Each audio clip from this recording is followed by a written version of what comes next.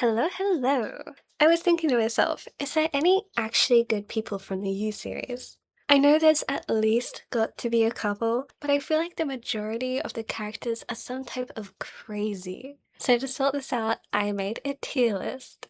I'll be going through every main and side character of the show, but ignoring the boring extras who only have a couple of lines, to wrap things up a bit cleaner. I'll be chaptering the video in seasons, but general spoilers for the whole show, as when I bring up characters, I'll include info about their acts as a whole. And of course, I'll add in my little reminder that this is all my personal opinion and interpretation. Now, if you don't know what a tier list is, it's basically you sort things from best to worst. My tiers are going to be Sweet Angel at the top for the ones who are simply good folks. Then, Nice Job, you're a kind person.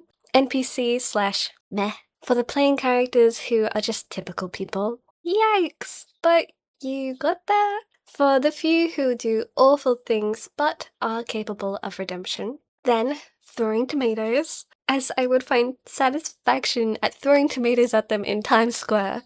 Then, lock 'em up, for obvious reasons. And finally, burn at the stake. Keeping that medieval theme going. Well, let's dig in. Season 1, Joe Goldberg. Right off the bat, we're burning him at the stake. I feel like there's no need to explain myself here, but let's look at the body count anyway. He kills 23 people over the course of the series, technically 22 if you want to be naive about it. Although there are characters in his toll that were despicable people, Henderson for example, it also includes innocent people who were at the wrong place at the wrong time. He heavily stalks 7 women and destroys their lives out of his own selfish delusion. And he does plenty more crimes. But yeah, I'd say it's only fitting to burn him. Next, Guinevere Beck. I'm somewhat reluctantly putting her in the category, yikes, but you got there. If it weren't this one, she'd be in Throwing Tomatoes. To briefly cover her faults, she's a cheater, a homewrecker, is mean, and has plenty of bad moments. But she's a flawed character who has redeeming qualities. And before her death, she was on the cusp of making real positive changes. I believe if she'd survived, she would have grown and possibly have become her best self. So for that, I'll give her the benefit of the doubt here. Don't get too used to that though. A lot of these suckers are being thrown in jail by the collars. Like Benji. Not only was he a terrible boyfriend who was barely even a boyfriend, a cheater and a rude party boy hooked on drugs, but he used his wealth to cover up the drowning of another student while in college. Let's lock him up. Peach Salinger. Peaches, you're going to jail too. Not only is she a pompous mean girl, but she dabbled in evil doing. She blackmailed her so-called friends to manipulate them, stalked Beck out of romantic obsession, keeping hundreds of photos of her saved without her consent, continued on to sabotage Beck's writing career and faked ending her own life for attention, all in the desire to keep Beck for herself. For that, you're serving some time, Peaches. Paco. And the kid? Throw him in too. Paco is a tragic tale, as he's only a child, a victim of his circumstances and a failure of the adults around him. He was molded to make the horrific decision to leave Beck behind to die out of loyalty to Joe. Paco had witnessed Joe kill his abusive stepfather and he was grateful. Seeing him as a father figure to look up to, as Joe was one of the few in his life to show him kindness and care. He was manipulated to fail here, but it was still his decision and we all have the free will to choose. Paco, you're going to hang out here for a while and we'll get you some therapy to work through everything, okay buddy? Ethan Russell. Ethan's going in the Sweet Angel category because he ain't do nothing wrong. I'm pretty sure it's been a while. He was so nice, and yeah, that's all. Karen Minty. Another Sweet Angel. Karen was lovely, and I'm so glad she survived Joe. She's the nurse who cheats Paco's mother out of kindness, is respectful and caring in her life, and is wrongfully cheated on by Joe, who she ups and leaves, as she practices self-respect too. Love to see it. Dr. Nikki Angevine. Lock this loser up. His sentence will be lesser than some of the others who will be in jail with him, but I don't like him, so he's got to deal with it. Dr. Nikki, a licensed therapist, sleeps with his own grieving client while being married himself with children. The unethical nature of it all is outstanding. And in the show, he literally accepts jail as repenting for ruining his family, so he knew his fate as well. Ivan Mooney. I'm putting him in jail, but we could burn him at the stake. Burning an old guy who can't move or talk feels a little wrong though. Mooney traps Joe as a child and a teenager inside the cage and teaches him that it's out of love, manufacturing the monster who goes on to be a serial killer. I wouldn't be surprised if Mooney's father did the same to him, as when he does this, it comes from a belief that it's the right thing to do. Without his horrible actions, the story wouldn't exist the way it does. Moving on to season 2. Love Quinn. Witch! Burn her at the stake! As much as the fans wolf. Why did I write that? Man, I just gave myself the ick. Should I delete that? Love is undoubtedly some type of monster. Love directly kills 5 people in the series, and better yet, she feels little to no remorse for her actions. The comments on my vid I made about her, wow, I underestimated the delusion. I said, you can't fix her. Her fans said, in waves, we don't want to fix her, she's perfect. Brothers, who said loyalty was dead in this generation? These men are lining up for a cheating murderer and saying, pick me, pick me! But yeah, sorry to disappoint, guys. I think she's pretty irredeemable. 40 Quinn. Lock up her brother too. Surprisingly, I like his character. He grew on me as the season progressed, but that doesn't take away his shockingly bad deeds. He knows love is crazy and capable of murder, but he sticks with her out of loyalty and fear, which one can arguably understand. But what I will never understand is offering 10k to a newly married couple to make out with the bride, and then he actually does it aggressively for way too long. 40 also drugs Joe without his consent with a ridiculous amount and then hires people to kidnap them. Good job, man. His character is such a strange concoction of mess. Delilah Alves. Hey look, it's someone in the nice job, you're a kind person tier. Our first one. Delilah's a pretty normal woman, I'd say. And with everything awful that happened to her, I just feel bad for her. She's a good sister. Ellie Alves. Ellie's also with her here, and I feel the same way about her. They deserve to live freely together, but they're only a pair in the list of lives Joe destroys. Will Bettelheim. Will may have been nice, funny, and sympathetic, but bro needs to serve time. Not only is his job incredibly sketchy and illegal, but he accepts and is friends with Joe, who literally kidnapped him and is obviously capable of much worse. If Will had turned him in when he was freed, so many lives would have been saved. Dottie Quinn. I thought about throwing tomatoes at her, but the parental neglect and psychological issues she gave her twins is ridiculous and inexcusable. Love is a grown woman and Dottie slaps her across the face while coddling 40 like a little pet. She's a crash course on how to give your kids major issues. Jail. Rakeman. The twins' father Ray is similar but more distant and harmful to 40. And he cheats on his wife Dottie, obviously, and frequently, so he can get some jail too. Henderson. Burn him at the stake. Need I say more? Jasper Cran. Jasper's the smiley gangster who chops off Joe's finger, thinking he's Will, who owes him a stupid amount of money. So his cell is ready, as that's not very nice, you know. He's most likely a bad guy. But everything else about his character is unknown. What if he's got a sick wife at home and he needs the money to help her? Probably not, but he could. Calvin. Classic NPC. My only note about him is gay Anavran worker. So he clearly didn't leave an emotional impact. Normal dude. James Kennedy.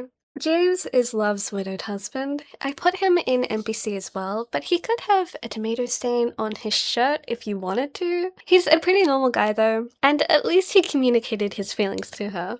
Milo. Throw some chairs at this weirdo. Ew. He sleeps with his best friend's wife shortly after his passing. What the hell? I'm being gracious not to put him in jail for that. A disgusting shit. Loves friends. Nice job, you're kind people. They seemed like wonderful friends, and I put them in a tier lower because I can't remember literally anything about them. But the couple that Joe leaves Henry to is such a sad story. Imagine caring for the abandoned boy of your friend who turned out to be a murderer, only for your new son to be suddenly taken from you by a billionaire?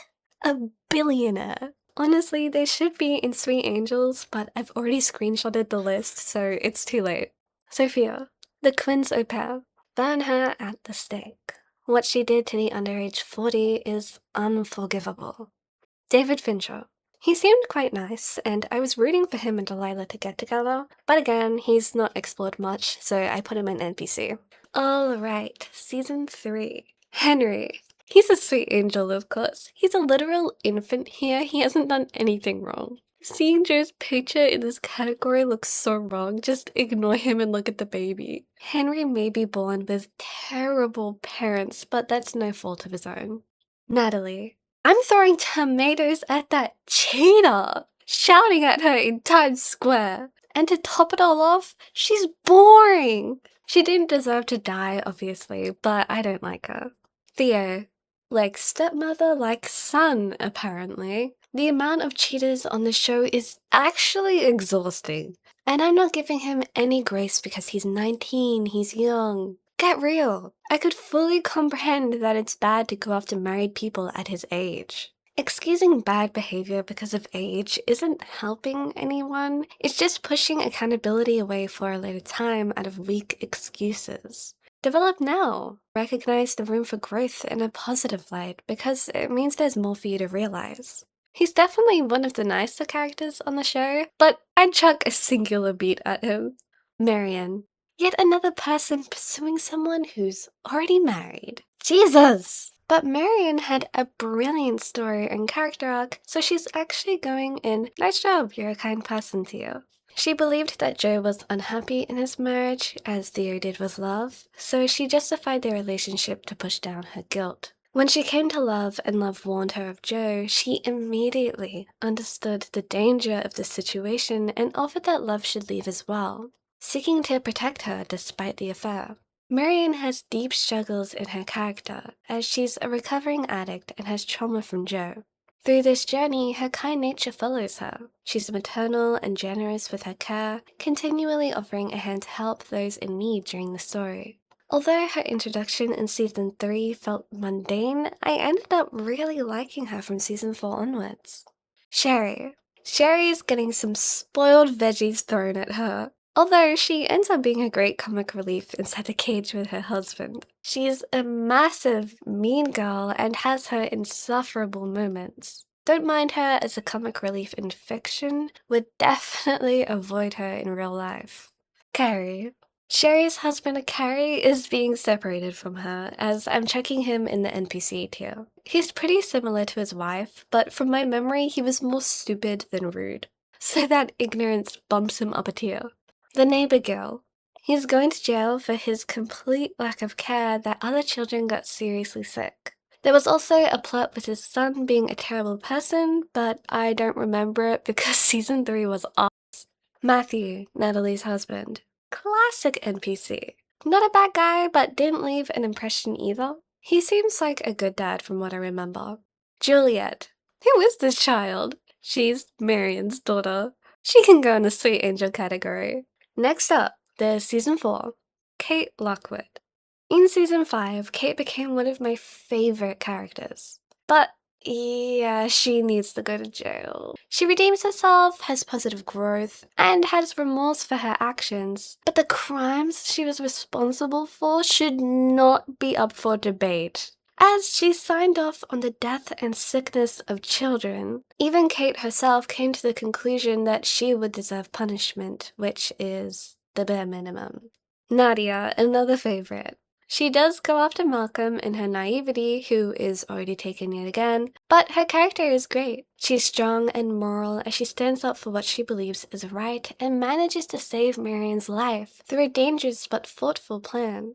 Her and her family's fate because of Joe's evil nature was horrific, and I felt such relief at her freedom. Phoebe. She's a total mess, but I just really like her. Something about bubbly personalities makes me forget their stupidity. Phoebe tries to cheat on Adam with Joe while still wanting to pursue a relationship with her boyfriend. Girl, what?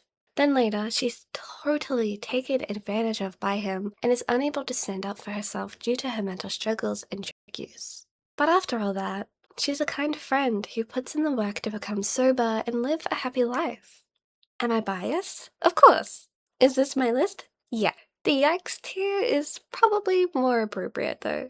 Reese Montrose.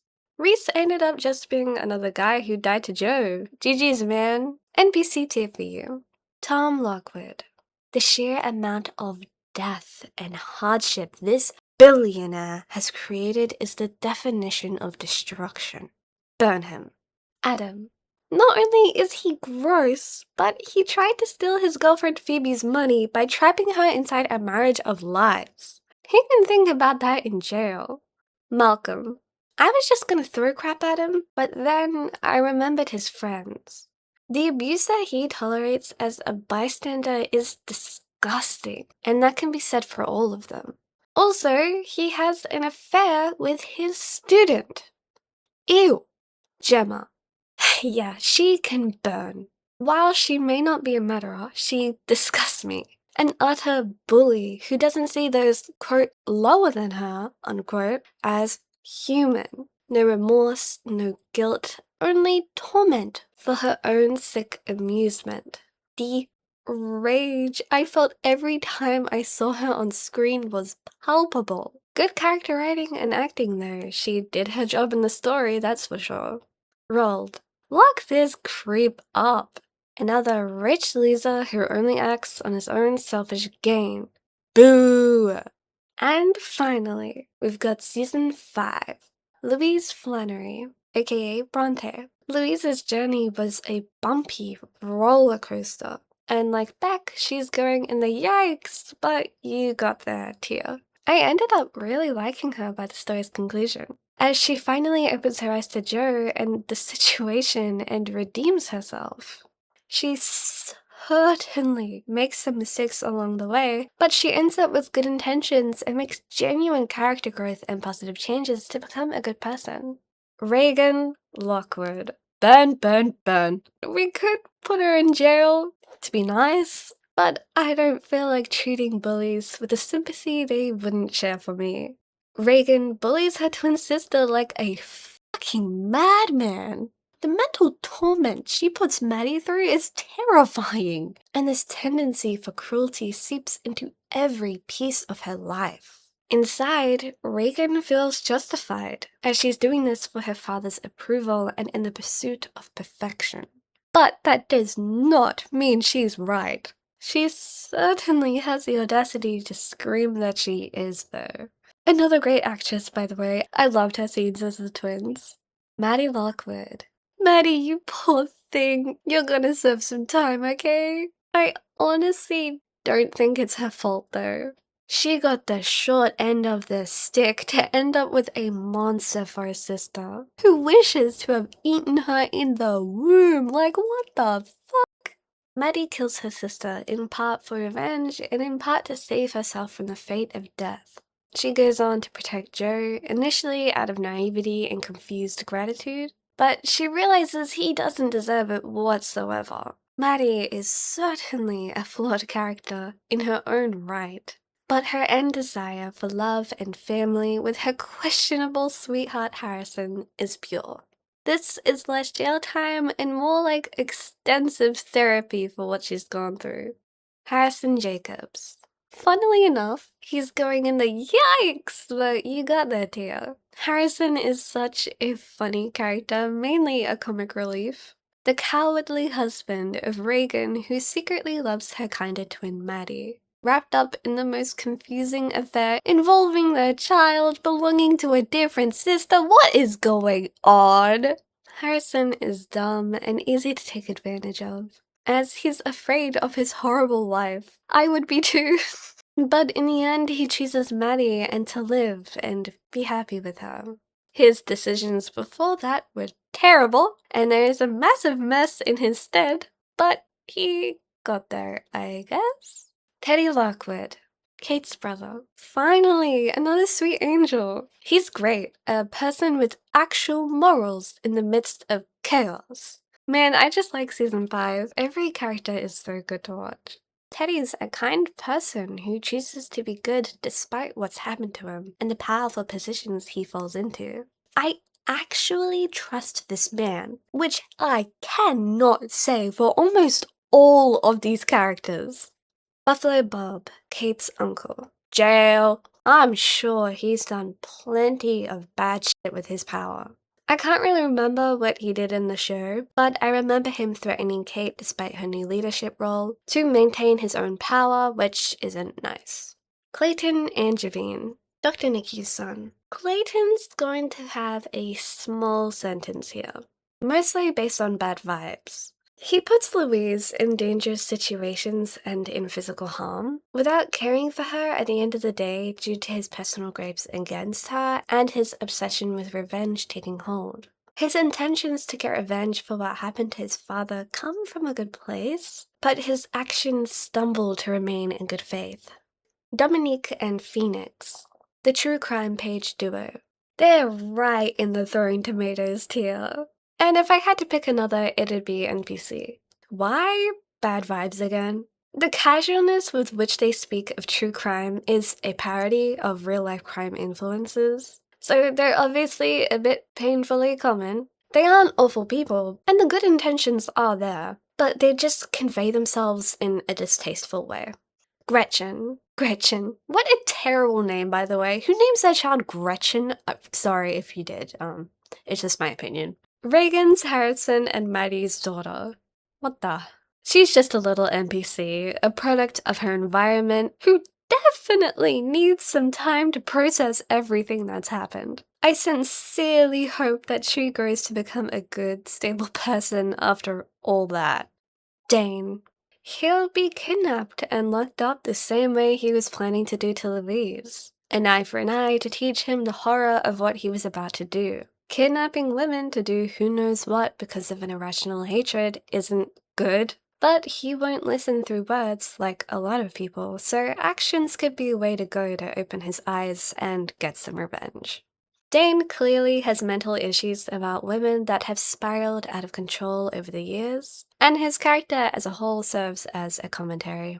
I have Henry, in brackets child, written again. So a second Henry is going to be in the sweet angel category because why not? He seems like a kind kid, and I hope he grows well and healthy. Seeing him be nurtured by Kate at the end was so cute. I really like his ending message, being about choosing the right decisions for yourself. Contrasting his father who wrongly deflects his actions onto his environment. You got this, Henry. Nice, that's all the characters. What a big list! Obviously, it's a bit heavy towards the bottom. To wrap things up, let's settle how many characters out of the ones I ranked are cheaters! Because wow, I'm curious. The list includes characters who date someone who's taken because that's involving yourself in cheating. Wanna take a guess at how many? It's 18 out of 54, a third of the characters. And that's not including Sherry and Carrie because technically they're agreeing to cheat on each other. Or Milo for sleeping with his best friend's girlfriend because James is technically out of the picture. The messiness of this show is honestly a spectacle. I hope you enjoyed this more casual style video. Let me know if I missed anything in the comments, as this was based on my memory, so hopefully I didn't forget anything major. Would you trust me with the Death Note? And what would your rankings be? I've got plenty more You videos on the way, but feel free to recommend any shows, movie, games, anything you'd like to see covered in the comments. Thank you for all of the support, I appreciate it so much. Subscribe and I'll see you in the next one.